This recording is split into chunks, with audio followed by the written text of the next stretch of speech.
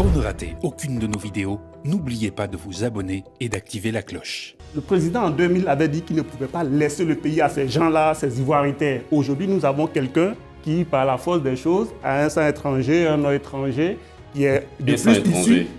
Oui, son grand-père lui-même l'a dit. Il a dit toutes mes soeurs sont voilà. En l'occurrence, le peuplement de la Côte d'Ivoire s'est fait de façon étrangère. Mais laissez-moi finir mon raisonnement.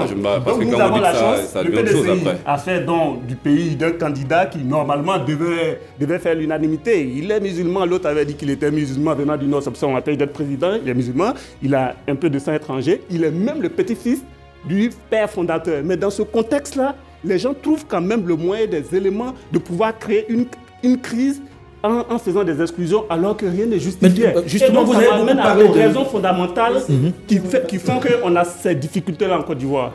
Je pense que c'est lié justement à la corruption, à la malgouvernance. Parce que quand les gens, et à leur façon eux-mêmes de gérer le pays, c'est-à-dire le président qui estime que quand il est arrivé, qu'il devait faire un rattrapage ethnique, ça veut dire que déjà il a des relents ethniques dans son subconscient. On change de sujet. Ensuite, il y a eu les nombreux détournements. Non, on ne change pas de sujet. C'est un sujet assez vaste. On ne change pas de sujet. Une vie de presse qui ne veulent pas lâcher et qui fait qu'aujourd'hui, ils créent de faux sujets. On est en train de débattre sur la CEI alors qu'il y a des sujets plus importants sur lesquels on doit se concentrer. C'est vous qui débattez sur la CEI. Jamais. Non, oui, parce que vous estimez que vous êtes fort. Débattez sur la CEI. Personne ne l'a dit cela. La CEI, elle a été mise en place de façon consensuelle. Mais je pense que c'est loin d'être consensuel lorsqu'on voit tous ceux qui sont en train de quitter la CEI. Chacun voit le problème de corruption. Oui, mais lorsqu'on est plusieurs à quitter. À l'aune de ses intérêts. Je pense.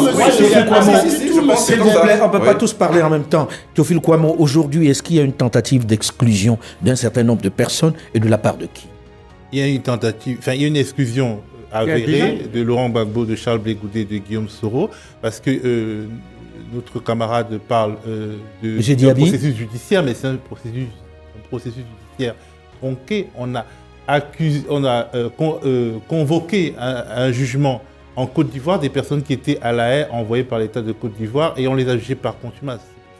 Je veux dire, il ne faut pas prendre les gens pour des imbéciles. C'est-à-dire les gens ont été embarqués à la demande de l'État, sont en prison à La Haye, et pendant ce temps, on les juge par contumace au pays. Il ne faut pas prendre les enfants du bon Dieu pour des canards sauvages. C'est-à-dire que pour sortir de la crise, il faut que tout le monde soit à un niveau d'honnêteté minimal. C'est un processus à la fois judiciaire et politique. La justice en Côte d'Ivoire, et c'est pas une injure que de le faire, n'est pas indépendante, d'autant plus que la justice qui n'est pas indépendante, c'est le lot de nombreux pays africains francophones. Moi, je pense qu'il faut dépassionner les choses. Mais qu'est-ce que vous pensez du Sénégal alors? Quand vous dites cela, qu'un pays francophone, la justice n'est pas indépendante. Au Sénégal même, il y a eu des problèmes avec le Conseil constitutionnel. Si vous voulez bien, on reste dans la Côte d'Ivoire. Sauf que justement, le peuple sénégalais a fait preuve d'une maturité, peut-être que d'autres peuples d'Afrique francophone pourrait lui envier, notamment parce qu'il ne se laisse pas aussi aller aux dérives ethnicisantes qu'on peut voir en Côte d'Ivoire, mais encore plus au Cameroun et dans les autres pays d'Afrique centrale. Donc, il faut vraiment essayer de ne pas diaboliser les gens. Moi, je pense que... Donc pour vous, il y a exclusion d'un certain nombre de personnes. Il y a une tentative, la tentation de l'exclusion depuis la mort de Houphouët-Boigny est une récurrence dans la vie politique ivoirienne. Houphouët-Boigny... il n'a pas vraiment géré ça, mais depuis qu'il est mort, enfin bref, il n'avait pas tellement besoin de le gérer puisqu'il avait le parti unique, mais en tout cas dans sa praxis politique, c'était pas vraiment le truc qui revenait le plus, mais aujourd'hui, c'est vraiment le truc qui revient le plus, le refus de la concurrence. Est-ce que vous pensez qu'à la fin de cette histoire, il risque d'y avoir des violences pour ces exclusions dont vous parlez? Ça dépend de la capacité du pouvoir à montrer assez de force pour faire peur à ses opposants. Et c'est ça la tragédie. D'ailleurs, il y a la fameuse réplique « On vous attend, en tout cas, personne ne va sortir du pays cette fois-ci ». Ça, c'est quelque chose qu'on dit souvent. Qui c'est qui a dit ça? Ce sont les gens du RADP qui le disent. Quand l'opposition aussi, de par ses responsables aussi, appelle à la violence, il va falloir aussi que l'État, dans sa fonction régalienne aussi, apporte la réponse. Personne n'appelle à la violence. Monsieur Diaby, vous êtes d'un parti qui a cautionné, dont les cadres ont été dans une rébellion armée. Mais quand vous dites les cadres ont été dans une rébellion armée, les cadres étaient dans une rébellion armée, mais après cette rébellion armée, elle est entrée de façon, je ne dis pas de normale, dans un gouvernement. Dans la République.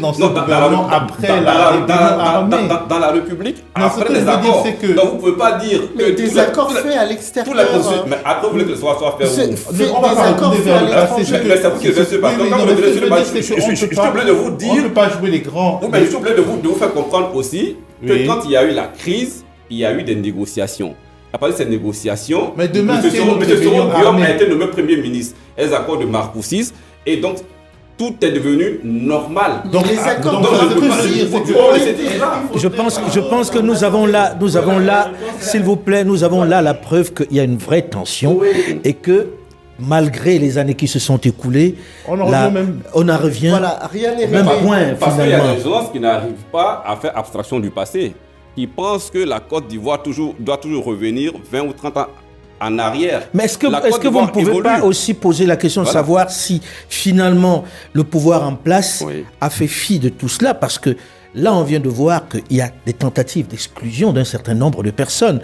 Quand on parle de Laurent Gbagbo, qui a été à La Haye à la demande de l'État de Côte d'Ivoire et qu'on juge par contumace et condamne, je pense qu'il y a quand même de la part de l'État une démarche qui devrait être de dire il n'était pas là quand on l'a jugé et peut-être oublier cet épisode-là, non? On essaie de le dire pour Laurent Gbagbo. Oublier cet épisode. On essaie de le dire pour M. Laurent Gbagbo et M. Charles Blé Goudé. Et Guillaume Soro. Je vais en venir au cas de Guillaume Soro. Je ne suis pas à son niveau, puisqu'on cristallise l'attention sur Charles Blé Goudé et Laurent Gbagbo. Il y a des mécanismes judiciaires qui sont mis en place. Il y a eu les dialogues politiques. Il y a eu jusqu'à 5 phases. Et après, on nous dit qu'il faut mettre en place un processus pour suivre ce dialogue politique. Il y a des mécanismes donc pour résoudre le problème de Laurent Gbagbo, soit par voie judiciaire, son parti politique qui est représenté à l'Assemblée à travers EDS pouvait faire une demande d'armistice auprès du chef de l'État. Ils n'ont jamais posé cette demande d'armistice. C'est de 1. De 2. Mais l'armistice a déjà été prononcé sur les faits en question. Non, mais je parle pour qu'il puisse être, c'est la grâce. La grâce. Une armistice, ça porte sur les faits, pour qu'il puisse être candidat, il aurait fallu que ce soit le président qui lui accorde une grâce. Et pourquoi le président ne le lui accorde pas aujourd'hui? Si vraiment on est dans un processus de dialogue. Il peut demander la grâce. Il y a une grâce qui a été accordée, mais une grâce bien géographiquement limitée. À Simone Gbagbo. Non, là vous parlez de l'amnistie. Je parle de la grâce. Laurent Gbagbo a une grâce présidentielle. D'accord, donc c'est l'armistice qui permettra à M. Laurent Gbagbo de présenter. Non, une grâce. Il ne faut pas qu'on mélange les choses. Voilà. On parle de la décision du président de la République qui puisse permettre à M. Gbagbo d'être candidat. C'est ça que nous parlons.